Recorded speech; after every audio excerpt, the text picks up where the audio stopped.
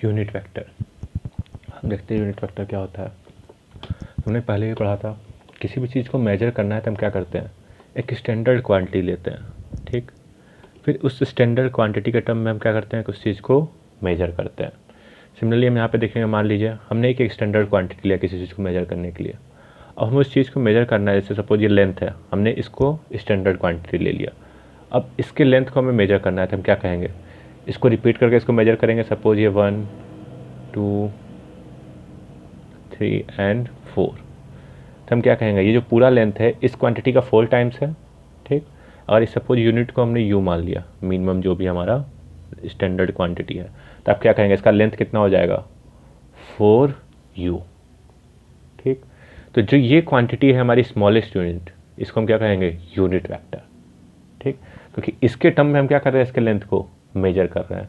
तो 4 times this unit, तो ये सबसे स्मॉलेस्ट होती है यूनिट, इसी को क्या कहा जाएगा, यूनिट वेक्टर। और इसका मैग्नीट्यूड क्या कहते हैं, 1, क्योंकि जो भी क्वांटिटी होगी अब इसी का क्या होगा, मल्टीपल होगी, ठीक।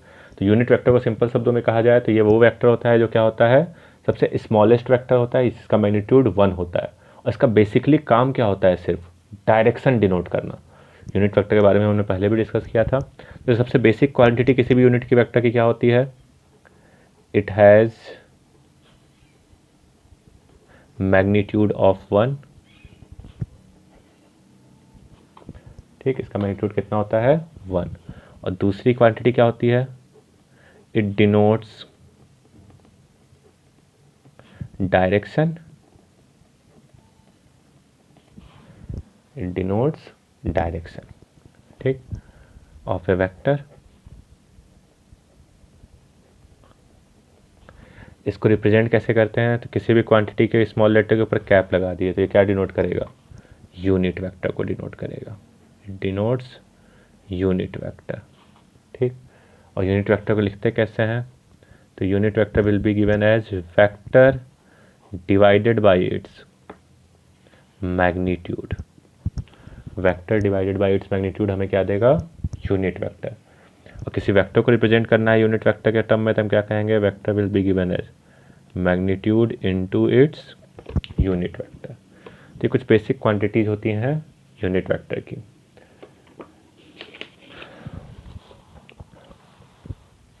यहाँ पे एक और पॉइंट हम लिख सकते हैं, कोई भी वेक्टर हमेशा क्या रहेगा, पैरेलल होगा अपने यूनिट वेक्टर, क्योंकि इसी के डायरेक्शन में होगा। ये डिनोट कर रहा है हमारा यूनिट वेक्टर को। तो vector will always be parallel to its unit vector. Suppose कोई वेक्टर है ए, जिसको हम रिप्रेजेंट कर रहे हैं X I cap plus Y J cap plus Z K cap. अब यहाँ आई जे और के कैप है क्या, तो हम कहते हैं किसी भी एक्सिस को क्या करते हैं, हम 3 टर्म्स में रिप्रेजेंट करते हैं, 3 डायमेंशंस में से एक्स वाई एंड जेड। तो एक्स डायरेक्शन को हम डिनोट करते हैं आई कैप से। तो आई कैप क्या डिनोट करता है, unit vector in X direction, ठीक। सिमिलरली वाई डायरेक्शन के लिए क्या होता है, J cap. J cap denote करेगा unit vector in Y direction. और जेड डायरेक्शन के लिए क्या होता है, के कैप, ठीक। यानी unit vector in Z direction.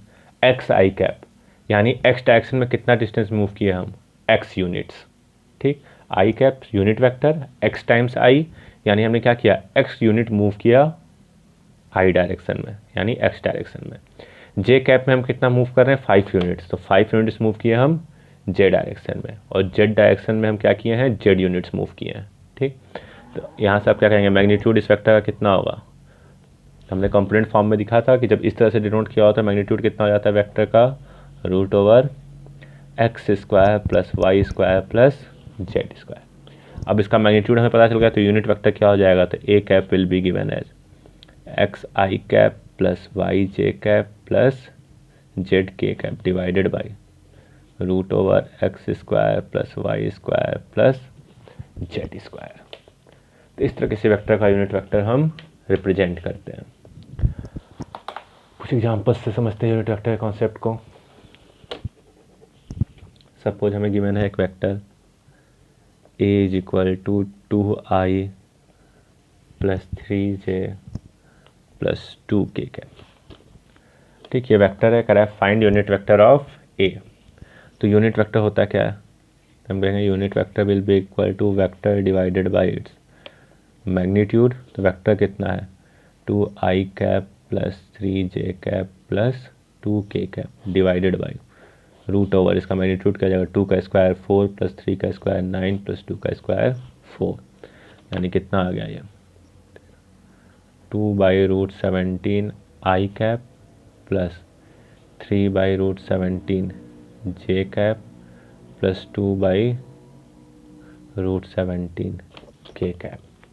ठीक, तो this will be the unit vector of vector A.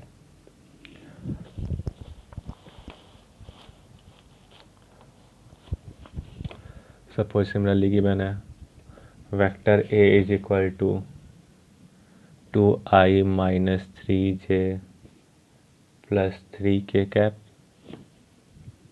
And vector b is equal to 3i plus 2j minus 2k cap. हमें पूछे find direction of vector A plus vector B. अब direction पूछ दिया, हमें मालूम है डायरेक्शन क्या बताता है हमारा यूनिट वेक्टर, तो हम क्या कहेंगे तो ए प्लस बी कितना हो जाएगा, तो vector A plus B find करना है, ऐड कर दीजिए 5i माइनस जे प्लस के। तो यूनिट वेक्टर कितना हो जाएगा ए प्लस बी का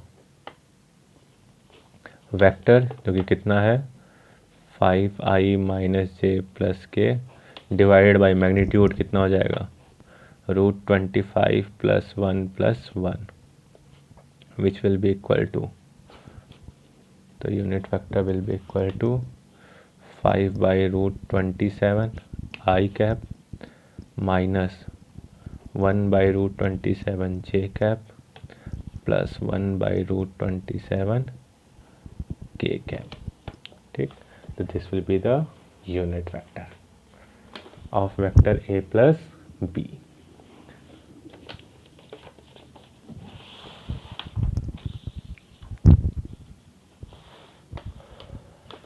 एक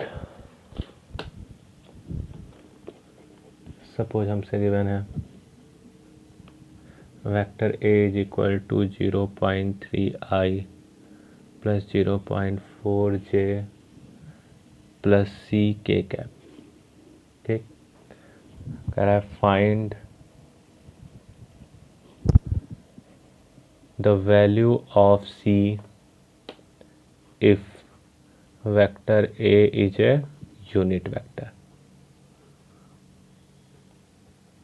अगर वेक्टर a एक यूनिट वेक्टर है तो c की वैल्यू फाइंड करना है।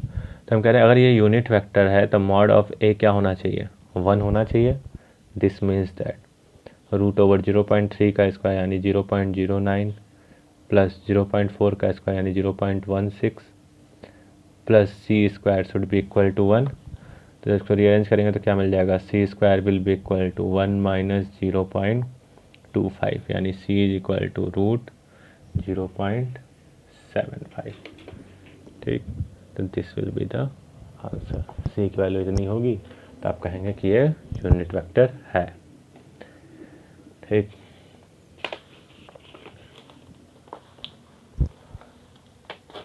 सपोज कोई क्वेश्चन उसमें पूछते हैं हमसे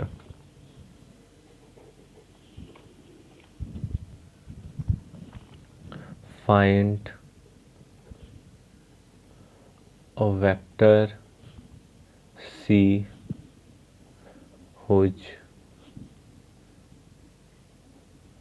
direction is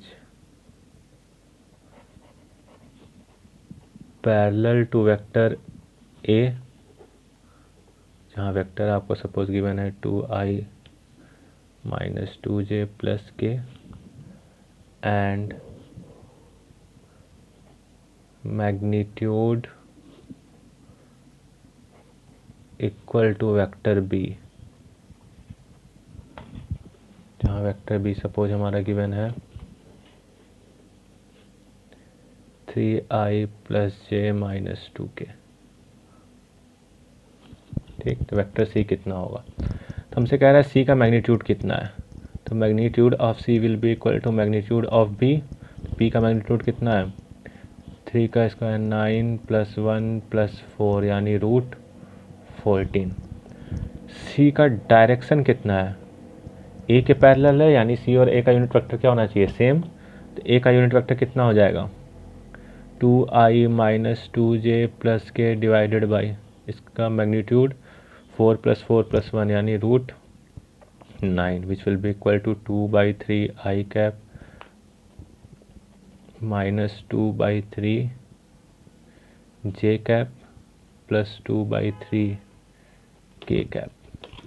ठीक, तो यानी सी वेक्टर क्या हो जाएगा? Magnitude into its unit vector. तो कितना आ जाएगा ये आपका?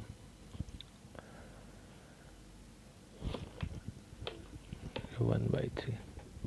ठीक, तो आ जाएगा आपका 2√14/3 i cap -2√14/3 j cap + √14/3 k cap.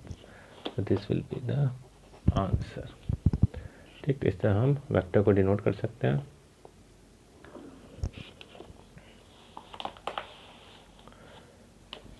Example और देखते हैं।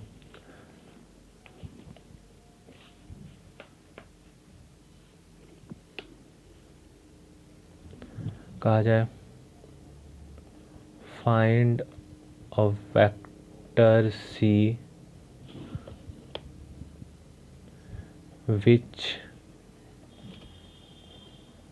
when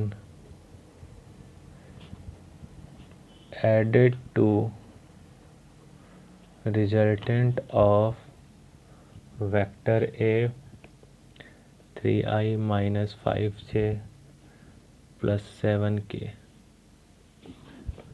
and vector B 2i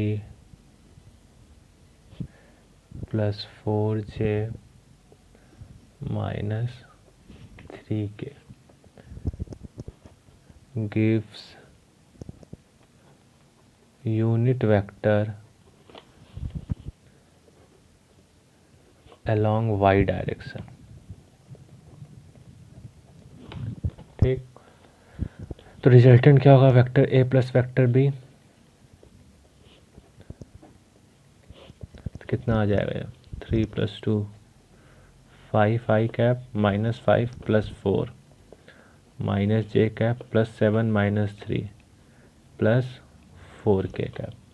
हमने कहा वेक्टर सी और प्लस वेक्टर आर हमें क्या देगा? Unit vector along Y direction, यानी क्या देगा हमें? जे कैप। तो वेक्टर सी होगा कितना? This will be equal to J cap minus R vector. तो क्या हो जाएगा? J cap -5i + J cap -4k cap. तो यहाँ से आंसर कितना आ जाएगा?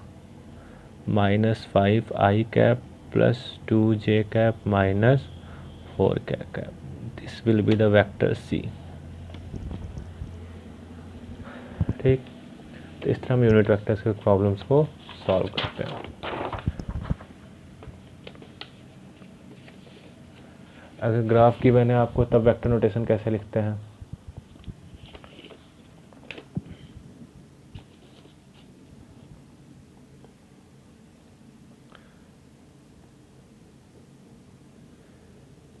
expressing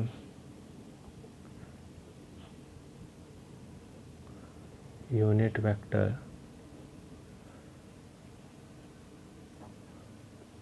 from graph। सपोज हमसे कहा जाए एक वेक्टर ए है एट एन एंगल अल्फा। ठीक, जहाँ पे इसका मैग्नीट्यूड कितना है? ए। तो हमें यूनिट वेक्टर लिखना है। देखते हैं तो हमारा एक्स कंपोनेंट कितना हो जाएगा यहाँ से, तो A X will be equal to, क्योंकि इस पे एंगल फॉर्म हो रहा है तो कॉस कंपोनेंट, तो A cos alpha. Y component क्या हो जाएगा, ए साइन अल्फा। तो वेक्टर को हम लिखेंगे क्या कंपोनेंट फॉर्म में, तो A cos alpha I cap plus A sine alpha J cap. हमें यूनिट वेक्टर लिखना है इसका, तो unit vector will be given as vector divided by its magnitude. Magnitude कितना है इसका ए, तो हम ए से डिवाइड कर देंगे तो हमें क्या मिल जाएगा, कॉस अल्फा आई कैप प्लस साइन अल्फा जे कैप। तो this will be the unit vector. ठीक,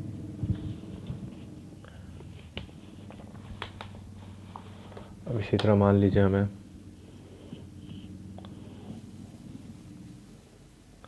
ये कुछ वेक्टर्स गिवन है, वेक्टर ए यहाँ से एंगल अल्फा, वेक्टर बी ये एंगल अल्फा है, एंड वेक्टर सी जिसका ये एंगल अल्फा है। इन सब का magnitude respective A B and C है। तो इसका यूनिट वेक्टर क्या होगा, सबसे पहले फर्स्ट वेक्टर की बात करते हैं। तो वेक्टर ए को डिनोट कैसे करेंगे, तो इसका वाई कंपोनेंट कितना हो जाएगा, ए कॉस अल्फा, और एक्स कंपोनेंट ए साइन अल्फा। क्योंकि एक्स निगेटिव डायरेक्शन में है तो क्या लिखेंगे हम, माइनस ए साइन अल्फा आई कैप प्लस ए कॉस अल्फा जे कैप।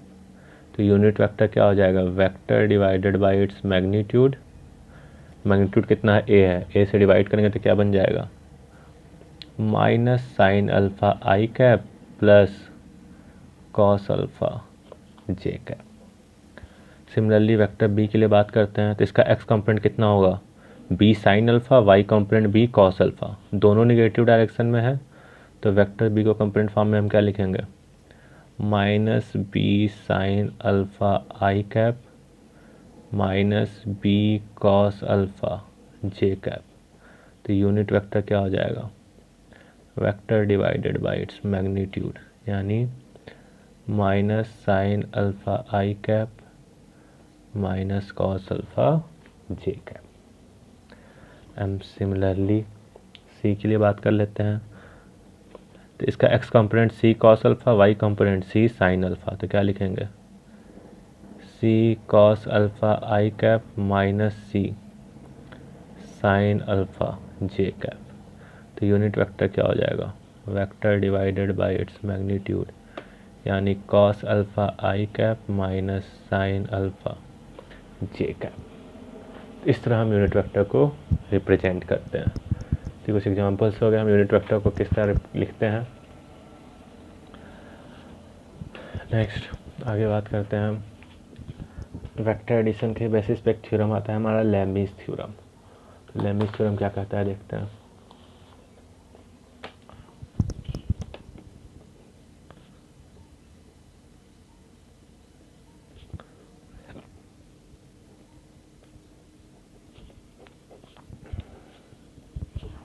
लेमीज थ्योरम, इस थ्योरम के अकॉर्डिंग ये थ्योरम तब यूज किया जाता है जब थ्री वेक्टर्स का सम जीरो, यानी a plus b plus c vector is equal to zero. सबसे बेसिक कंडीशन है, अगर तीन वेक्टर का सम जीरो है तभी हम लेमीज थ्योरम को यूज करते हैं। कैसे, अगर आपको गिवन है वेक्टर ए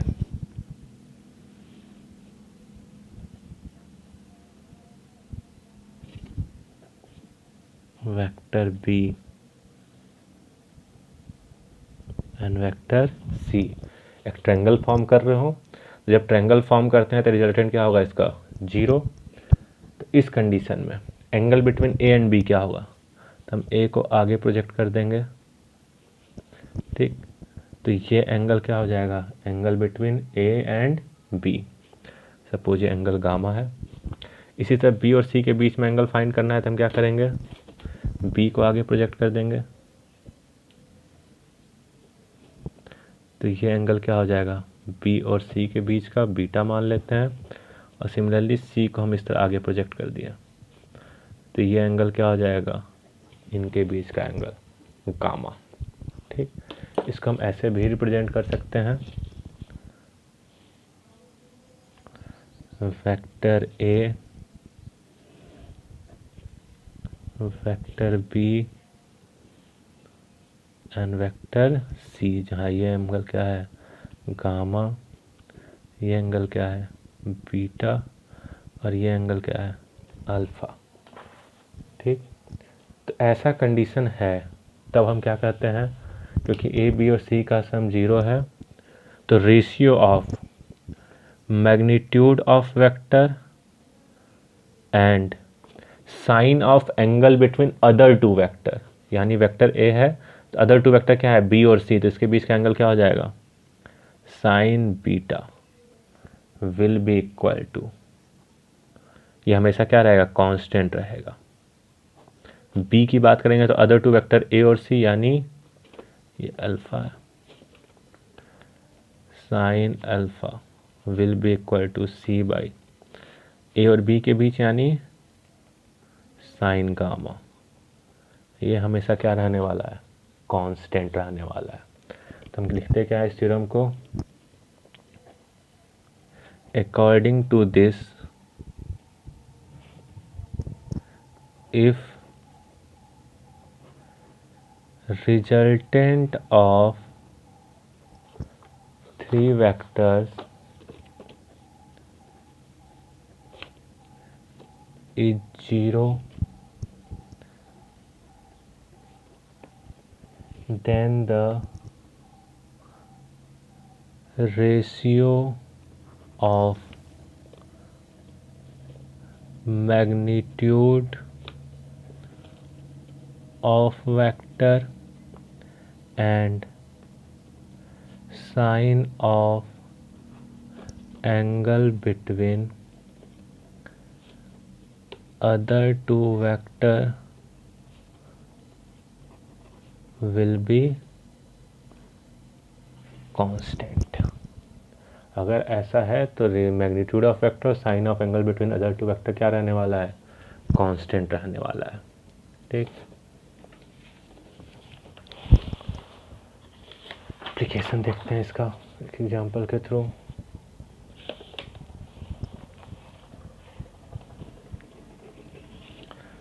सपोज हमसे कहा जाए कि हमें गिवन है vector A plus vector B plus vector C is equal to 0। ठीक, and two vectors are equal in magnitude and third vector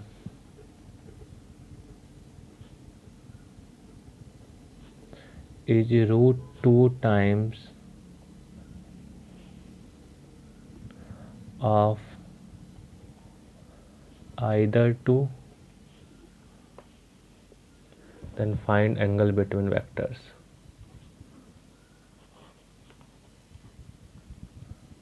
find angle between vectors। ठीक, हमने कहा ठीक है, मान लेते हैं वेक्टर ए, वेक्टर बी और वेक्टर सी, तीन वेक्टर्स हैं जहाँ ये एंगल हमने अल्फ़ा मान लिया, ये एंगल बीटा मान लिया, ये एंगल गामा मान लिया। हमने कहा magnitude of vector A is equal to magnitude of vector b which will be equal to x. तो मैग्नीट्यूड ऑफ वेक्टर सी क्या हो जाएगा √2x, √2 टाइम्स ऑफ दिस। अब according to definition a will be equal to by Lami's theorem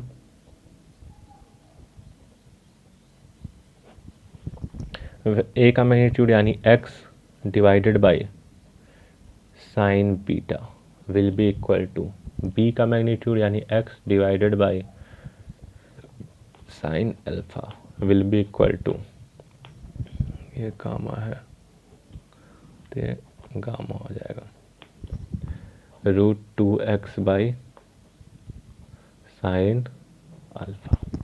ये तीनों बराबर होना चाहिए। अब यहाँ से टेकिंग दिस टू, तो X sine beta will be equal to X sine gamma, तो यहाँ से हमें क्या मिलेगा, sine beta will be equal to sine gamma. ठीक, इन दो इक्वेशंस को लेते हैं हम, तो हमें क्या मिल जाएगा,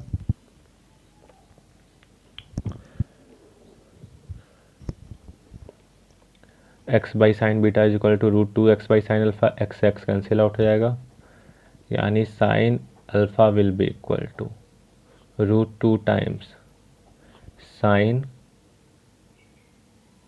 बीटा। ठीक, अब दूसरी चीज़